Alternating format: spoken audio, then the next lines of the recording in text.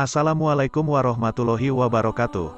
Selamat datang di channel Nuansa Islami, dan salam sejahtera untuk kita semua yang menyaksikan video ini. Semoga selalu dalam lindungan Allah Subhanahu wa Ta'ala. Sayyidina Umar bin Khattab adalah orang yang paling berpengaruh urutan ke-52 di dunia menurut Michael H. Dalam bukunya yang berjudul 100 Most Influential People in the World, Umar bin Khattab adalah seorang pria yang adil dan bijaksana. Bahkan kata-kata Umar bin Khattab tercatat dalam piagam PBB. Kata-kata itu berbunyi, "Bagaimana mungkin kalian memperbudak seorang manusia sedangkan dia lahir dalam bebas?" Sayyidina Umarlah yang pertama kali mengatakan itu, dan beliau menetapkan aturan-aturan yang penuh keadilan pada masa kekhalifahannya di Madinah.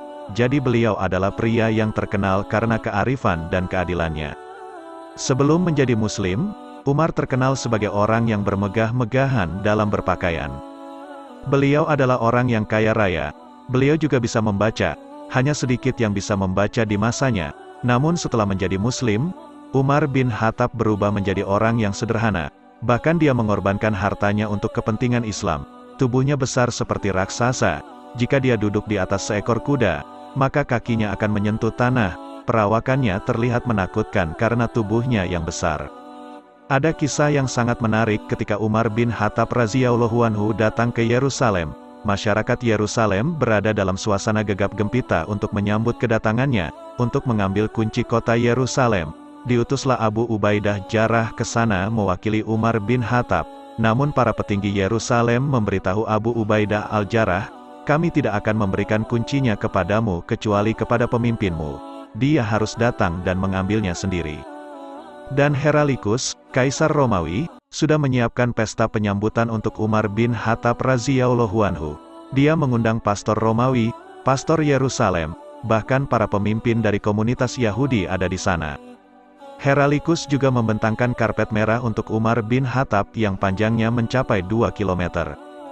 Dan sebelumnya, mereka juga telah mengundang dua orang jenderal Muslim, yaitu Abu Ubaidah al-Jarrah dan Amr bin al-As radhiyallahu anhu. Untuk menyambut ketika Umar bin Khattab datang, mereka juga mengirimkan unta kualitas terbaik untuk menjemput Umar bin Khattab.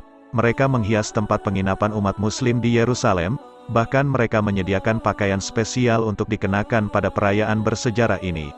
Mereka ingin memberikan sambutan yang mewah karena Umar bin Khattab dikenal sebagai orang yang bijaksana. Jadi Umar bin Khattab bertanya kepada orang-orang Madinah, "Haruskah aku ke sana untuk mengambil kuncinya? Atau barangkali ini sebuah jebakan di mana aku akan dibunuh?" Karena bukan keputusan yang bijak untuk seorang pemimpin meninggalkan kotanya. Ketika sebuah kota ditaklukkan, sang khalifah selalu tinggal di Madinah. Seorang khalifah tidak pernah meninggalkan kotanya sebelumnya. Namun penasihatnya berkata, "Dalam hal ini, tidak apa-apa." Jadi Umar pergi ke sana dengan membawa satu pelayannya, dan mereka berdua menunggangi seekor unta. Dia membuat kesepakatan dengan pelayannya. Sayyidina Umar berkata, "Sepanjang jalan menuju ke sana, aku naik dalam setengah perjalanan dan kau yang menarik untanya. Kemudian kau yang naik dalam setengah perjalanan berikutnya dan aku yang akan menarik untanya." Jadi mereka bergantian menaiki unta itu. Sebelum mereka sampai ke Yerusalem, Umar jatuh ke dalam kubangan lumpur. Jadi pakaiannya berlumuran lumpur. Di pakaiannya juga terdapat 17 tambalan. Ketika Umar bin Khattab hampir sampai ke Yerusalem, pelayannya yang sedang berada di atas unta, dan Umarlah yang menarik untanya.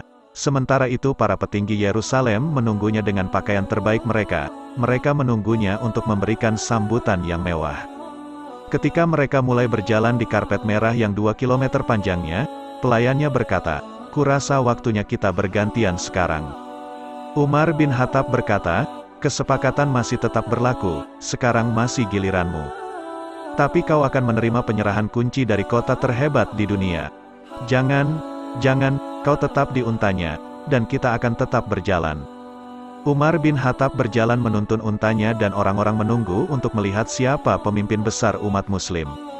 Ketika mereka melihat seseorang datang berlari dengan untanya, dengan 17 tambalan di pakaiannya, dan dipenuhi lumpur, mereka pun tercengang. Abu Ubaidah yang telah diundang sebelumnya sebagai bagian dari penyambutan merasa kesal karenanya. Dia minta izin untuk berbicara dengan Umar bin Khattab kepada Heraklius. "Ada urusan yang perlu kuselesaikan dengan sang pemimpin sebelum dia datang mengambil kuncinya."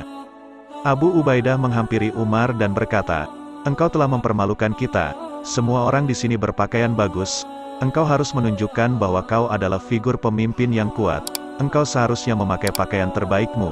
Abu Ubaidah sebenarnya juga orang yang sederhana, namun dia menyadari bahwa dalam situasi ini, Umar harus memberi kesan kepemimpinan yang kuat.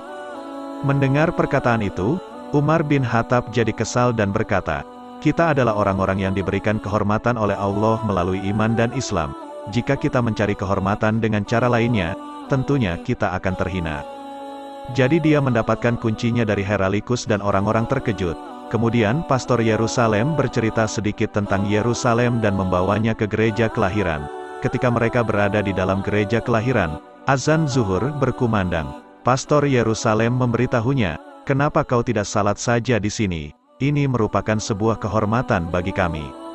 Umar bin Khattab berkata kepadanya, "Tidak, karena aku takut umat muslim pada generasi berikutnya mengklaim bahwa ini adalah masjid karena di tempat inilah aku salat."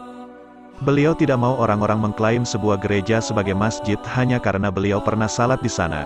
Beliau melakukannya karena ingin memberikan kehormatan dan hak kepada orang-orang.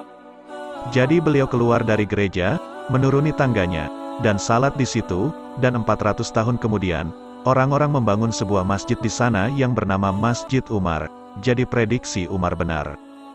Beliau juga menetapkan aturan yang disebut Pakta Umar, yang pada dasarnya menjamin semua hak masyarakat Yerusalem. Pakta Umar juga menjamin hak setiap orang untuk melaksanakan kepercayaannya masing-masing. Umat Kristen dan Yahudi hidup dengan damai. Bahkan mereka juga diperbolehkan menghakimi satu sama lain dengan hukum mereka sendiri. Jadi mereka tidak tunduk dalam hukum Islam, semua orang mendapatkan keadilan di sana. Bahkan jika suatu perkara sampai ke Umar, tentang pelanggaran dari seorang Kristen atau Yahudi, maka dia akan berkonsultasi dengan para pendeta atau rabi. Umar akan menanyai mereka apakah ini diperbolehkan dalam keimanan mereka atau tidak. Jadi kekhalifahan Islam menerapkan keadilan yang menyeluruh.